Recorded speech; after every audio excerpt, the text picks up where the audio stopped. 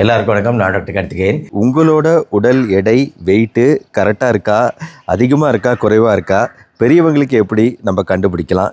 ஒரு இன்ட்ரெஸ்டிங்கான கேள்விங்க. அதாவது டாக்டர், குழந்தை குண்டாகிறதுக்கு என்ன செய்யலாம்? குழந்தை குண்டாகிறதுக்கு நம்ம சொல்யூஷன் சொல்றதுக்கு முன்னாடி குழந்தையோட எடை கரெக்டாக இருக்கா அப்படிங்கிறத முதல்ல நீங்கள் தெரிஞ்சுக்கணும்.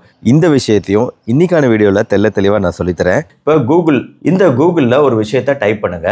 என்ன டைப் பண்ணுறீங்க அப்படின்னா, நீங்கள் பாருங்கள், child and teen BMI calculator அப்படின்னு ஒரு விஷயம் இருக்குல்ல, இதை டைப் பண்ணி இந்த சர்ச் பாக்ஸில் அது வரணும். கூகுளில் இதை கிளிக் பண்ணிங்கன்னா உடனே உங்களுக்கு சைல்டு பிஎம்ஐ கால்குலேட்டர் அப்படிங்கிறதுல ஃபஸ்ட்டு எடுத்த உடனே ஒரு பேஜ் வருது பார்த்தீங்களா? இதுதான் child and teen BMI calculator, center for disease control.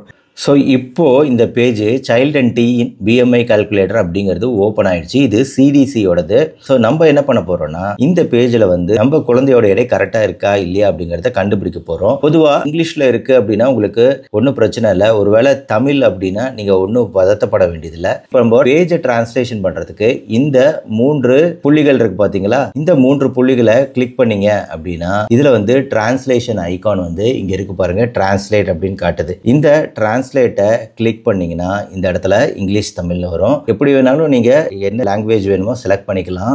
Tamil அப்படின்னு போட்டிங்கன்னா ஆட்டோமேட்டிக்காக இந்த பேஜ் தமிழில் மாறிடும். இதே மாதிரி எல்லா பேஜுமே நீங்கள் தமிழில் மாற்றலாம். இது ஒரு டெக்னிக்கல் இன்ஃபர்மேஷன். ஓகே, இப்போ குழந்தைகள் மற்றும் டீன் பிஎம்ஐ கால்குலேட்டரில் மெட்ரிக் அலகுகள் கிளிக் பண்ணிட்டீங்க. பெண் அப்படின்னா பெண்ணுன்னு கிளிக் பண்ணிக்கோங்க. ஆண்டுகள் ஒருவேளை 14 வயசு அப்படின்னா 14 வயசுன்னு போடுங்க. மாதங்கள் 1 மாதமா 2 மாதமா 14 வயசு 2 மாதம் ஆயிடுச்சு. இப்போ உயரம் சென்டிமீட்டரில் 158 சென்டிமீட்டர் இருக்காங்க அப்படின்னா 158ன்னு டைப் பண்ணுங்க. எடை 54 கிலோ இருக்காங்கன்னா 54 டைப் பண்ணுங்க. இப்போ கணக்கிடுங்கள், உங்கள் பிஎம்ஐ கணக்கிடப்படும். இப்போ பார்த்தீங்களா 21.6 ஹெல்த்தி வெயிட், அதாவது நார்மல் அப்படின்னு அர்த்தம். 74%. இது சதவிகிதம் அப்படின்னா இப்போ இந்த கிராஃப் வரும் பாருங்க கீழே. இந்த கிராஃப் படி குழந்தை இந்த 74வது பர்சன்டைல்ல இருக்கு. அதனால குழந்தை நார்மல் கேட்டகரி. இந்த மேலே போயிடுச்சுன்னு, இந்த கோடுக்கு மேலே போயிடுச்சு அப்படின்னா குழந்தை ஓவர் வெயிட். இந்த கோடுக்கு கீழே வந்துச்சுன்னா குழந்தை அண்டர் வெயிட். இதை கரெக்டாக சொல்லிடும் இந்த ஃபார்முலா. ஒருவேளை குழந்தையோட வயசு வேற ஏதாவது அப்படின்னா நீங்க திருப்பி கால்குலேட் பண்ணலாம். திருப்பி கால்குலேட்டருக்கு திரும்ப கிளிக் பண்ணி அடுத்து பையன் இருந்தானா பையனோட வயசு அப்படின்னு போடுங்க. பையனுக்கு ஒரு 9 வயசுனா 9 வயசு அப்படின்னு போடுங்க. அவனோட உயரம் 135 சென்டிமீட்டர் இருக்கான் அப்படின்னு வைங்களேன். அவனோட எடை ஒரு 30 கிலோ இருக்கான் அப்படின்னு வைங்களேன். நீங்க இப்ப கிளிக் பண்ணி பாருங்க. இவங்களுக்கு எவ்வளவு வருது? 16.5 பிஎம்ஐ. ஹெல்த்தி வெயிட் தான், ஆனா இது 55% இருக்கிறாங்க, பர்சன்டைல்ல இருக்கிறாங்க. பாத்தீங்கன்னா இது 55ங்கிறது இதுவும் நார்மல் தான், பட் கொஞ்சம் கீழே, இன்னும் கொஞ்சம் நார்மல் ரேஞ்சில் வருது, மிடில் ரேஞ்சில் வருது. ஸோ நீங்க இந்த கிராஃபை பத்தி கவலைப்பட வேண்டியது இல்லை. இந்த கேட்டகரி படி சராசரியா மற்ற குழந்தைகள் எவ்வளவு எடை இருப்பாங்களோ அதே அளவு எடை இருக்கா அப்படிங்கறத கரெக்டா இந்த கணக்கீடு சொல்லிடுங்க. இப்போ பெரியவங்க பொறுத்த வரைக்கும் இதே கால்குலேட்டர் நம்ம யூஸ் பண்ணலாங்க. அடல்ட் கால்குலேட்டர் அப்படின்னு இருக்கு, அந்த கால்குலேட்டர் யூஸ் பண்ணி பார்க்கலாம். ஆனால் பெரியவங்களுக்கு இது மட்டுமே பத்தாதுங்க. நம்ம பெரியவங்களுக்கு இந்த கால்குலேட்டர் மட்டும் இல்லாமல் நம்மளோட இடுப்பு சுற்றளவு எவ்வளோ இருக்குது அப்படிங்கிறத நம்ம பார்க்கணுங்க. அது ரொம்ப ரொம்ப முக்கியம்.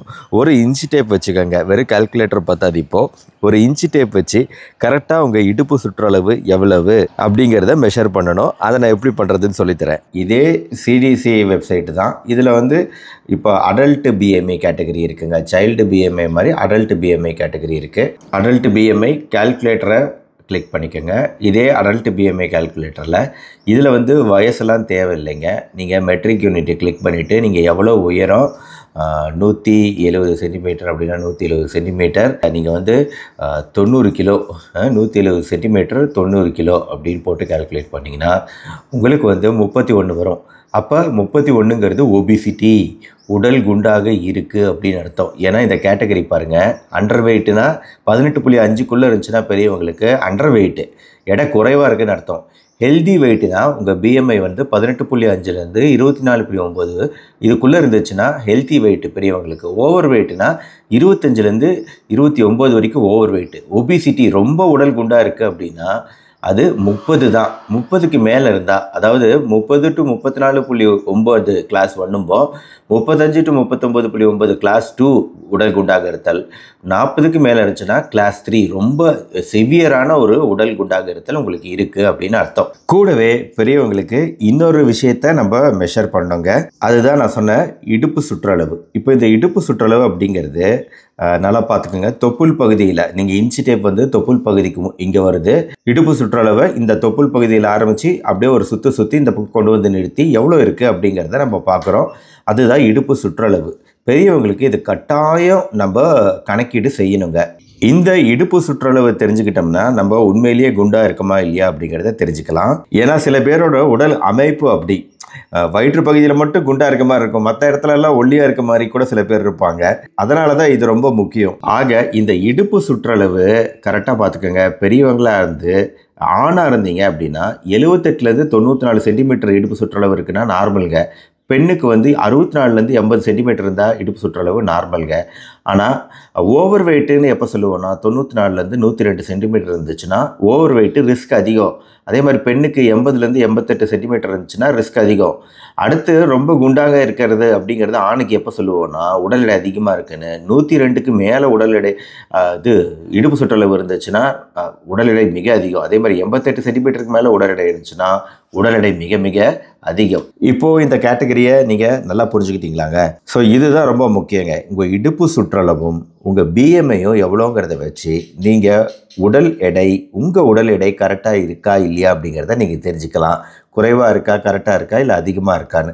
அதிகமாக இருந்துச்சுன்னா அது டைரெக்டாக இதய நோய்களுக்கான பெரிய ரிஸ்க்கு, உடல் உள்ளுறுப்புகளுக்கான பெரிய ரிஸ்க்கு. அதனால் நம்ம நார்மல் வெயிட் லெவலுக்கு வர பார்க்கணும். அதுக்கு நிறைய வெயிட் லாஸ் வீடியோஸ் நானே போட்டிருக்கேன் பாருங்கள். அதனால் ஃபஸ்ட்டு இந்த சைல்டு டீன் பிஎம்ஐ கால்குலேட்டரை யூஸ் பண்ணிடுறீங்க. இப்போ இதன்படி குழந்தையோட எடை வந்து குறைவாக தான் வருது, லோ வெயிட்டு, அண்டர் வெயிட்டு அப்படின்னு வந்துடுச்சு அப்படின்னா அப்போ நீங்கள் வந்து கண்டிப்பாக நல்ல உணவுகள் கொடுக்கணும், நிறைய ஆக்டிவிட்டி இருக்கணும். குழந்தைகள் அப்படின்னாலே அவங்களுக்கு வந்து நிறைய ஆக்டிவிட்டி, விளையாடுறது, அதில் தான் வந்து அவங்களுக்கு நிறைய பசி எடுக்கும் அப்படிங்கிறது முக்கியம். ப்ளஸ் அவங்க வந்து சாப்பிடக்கூடிய உணவு உடலுக்குள்ள டைஜஸ்ட் ஆகணும், உடலுக்குள்ள உறிஞ்சப்படணும். அப்படின்னா சில சமயம் வந்து குடல்ல பூச்சிகள் இருக்கு அப்படின்னா அந்த பூச்சிகள் வந்து குழந்தைக்கு தேவையான சத்தை பூச்சிகள் உறிஞ்சி எடுத்துக்கிட்டு இருக்கும். அப்போ மாத்திரை ஒன்று இருக்கு, 6 மாசத்துக்கு ஒரு தடவை கொடுத்தோம் அப்படின்னா டிவார்மிங் மாத்திரை. தேவையில்லாத கிருமிகள் இருந்தால் அது இறந்துடும். 6 மாசத்துக்கு ஒரு தடவை அப்படிங்கிறது வருஷம் ஒரு தடவை கூட யூஸ் பண்ணலாம். குறிப்பா கிராமப்புறத்தில் இருக்கக்கூடிய குழந்தைகள், மண்ணுலையும் இதுலயும் விளையாண்டுட்டு இருக்க குழந்தைகள் கண்டிப்பா அவங்க உடம்புக்குள்ள ஏதாவது ஒரு கிருமி போகக்கூடிய வாய்ப்பு இருக்கு. இப்போ நகர்ப்புறத்துல கூட அவ்வளோ மண்ணுல எல்லாம் விளையாடுறது கிடையாது. இப்போ நகர்ப்புறத்துல வந்து விளையாடாம இருக்கிறது தான் பிரச்சனையா இருக்கு. போனை யூஸ் பண்ணிக்கிட்டு வீட்டை விட்டே வெளியே வர மாட்டேங்கிறாங்க. அதனால உங்க குழந்தைக்கு ஒருவேளை குடல்ல தொற்றுக்கள் இருந்துச்சுன்னா அதனால வந்து எடை ஏறாம இருக்கலாம். அதனால வந்து டிவார்மிங் பண்ணணும். அதுக்கப்புறம் நல்ல உணவுகள் அப்படிங்கிறது கரெக்டா ஃபாலோ பண்ணணுங்க. அதாவது பருப்பு, சாம்பார், சட்னி, இதுல தாங்க புரதம் இருக்கு. நம்ம பிள்ளைங்க வந்து சாம்பாரை துளியோண்டு தொடுவாங்க, சட்னியை தொடவே மாட்டாங்க. இந்த மாதிரி வித்தியாசமா பண்ணுவாங்க. இத்தினோண்டு தான் சாம்பாரோ சட்னியோ வச்சுக்குவாங்க. ஆனா இட்லியோ தோசையோ 2-3 வைப்பாங்க. அதுல வந்து மாவு தாங்க இருக்குது. நம்மளுக்கு தேவை புரதம். நிறைய புரதம் வேணும்னா அது சாம்பார் சட்னியில தான் இருக்கு. ஏன்னா அது பருப்புகள் மூலமா பொட்டுக்கடலையோ, கடலை பருப்போ, பாசி பருப்பு சாம்பாரோ இதெல்லாம் வந்து பருப்புகள் புரதம் நிறைந்தது. அதனால அந்த மாதிரி ஈக்குவல் சதவிகிதத்துல பருப்பு சாம்பாரும் இட்லியோ தோசையோ சாதமோ ஈக்குவல் சதவிகிதத்துல இருக்கணும். கொஞ்சம் ஒரு நாளைக்கு 5 ml வரைக்கும் கீ சேர்த்துக்கலாம் அப்படிங்கிறது இருக்கு. ரொம்ப அதிகமா சேர்த்தக்கூடாது. பட் 5 ml வரைக்கும் சேர்த்துறதுனால தப்பு கிடையாது. தினமும் பழங்கள் கொடுங்க, காய்கறிகள் கொடுங்க, முட்டை கொடுங்க, காலிஃபிளவர் கொடுங்க, காளான் கொடுங்க, நல்லா விளையாட விடுங்க, அளவாக எண்ணெய் சேர்த்துங்க. முக்கியமா இன்னொரு விஷயம், அடிக்கடி அவங்களுக்கு சளி பிடிச்சுக்கிட்டே இருந்துச்சுன்னா எடை கூடாதுங்க. ஏன்னா வந்து சளி பிடிக்கிறது அப்படிங்கிறது ஆட்டோமேட்டிக்கா கிருமிகள் ஏதாவது இருந்துச்சு அப்படின்னா அந்த கிருமிகள் வந்து உடல்ல தனக்கு தேவையான சத்துக்களை எடுத்துக்கிறதுனால எடை கூடாம போகும். ஒவ்வொரு வாட்டியும் காய்ச்சல், சளி அப்படின்லாம் வரும்போது குழந்தை கொஞ்சம் எடை குறைஞ்சு அதுக்கப்புறம் தான் மறுபடியும் எடை அதிகமாக ஆரம்பிப்பாங்க. அதனால அடிக்கடி சளி பிடிக்காம இருக்கணும்னா அவங்களுக்கு அந்த ஹைஜீன் ஹேபிட்ஸை சொல்லி தரணும்.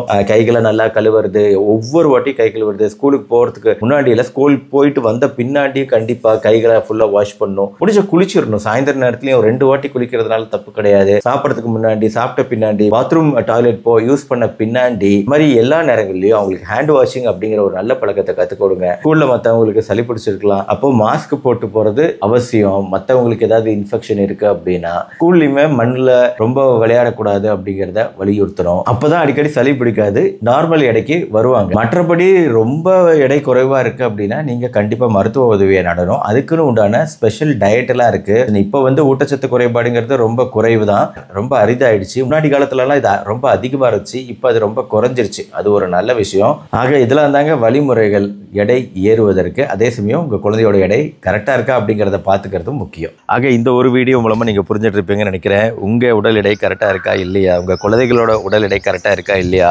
ஏற்றணுமா இறக்கணுமா எல்லாமே புரிஞ்சுட்டு இருப்பீங்க. அதை உங்கள் ஃப்ரெண்ட்ஸ் ரிலேட்டிவ்ஸ்க்கு ஷேர் பண்ணுங்கள். இந்த வீடியோ பிடிச்சிருச்சுன்னா லைக் பண்ணி நம்ம சேனல் டாக்டர் கார்த்திகேயன் இது வரைக்கும் சப்ஸ்கிரைப் பண்ணி ஃபாலோ பண்ணுங்கள். மறுபடியும் நாளைக்கு பார்ப்போம். நன்றி, வணக்கம்.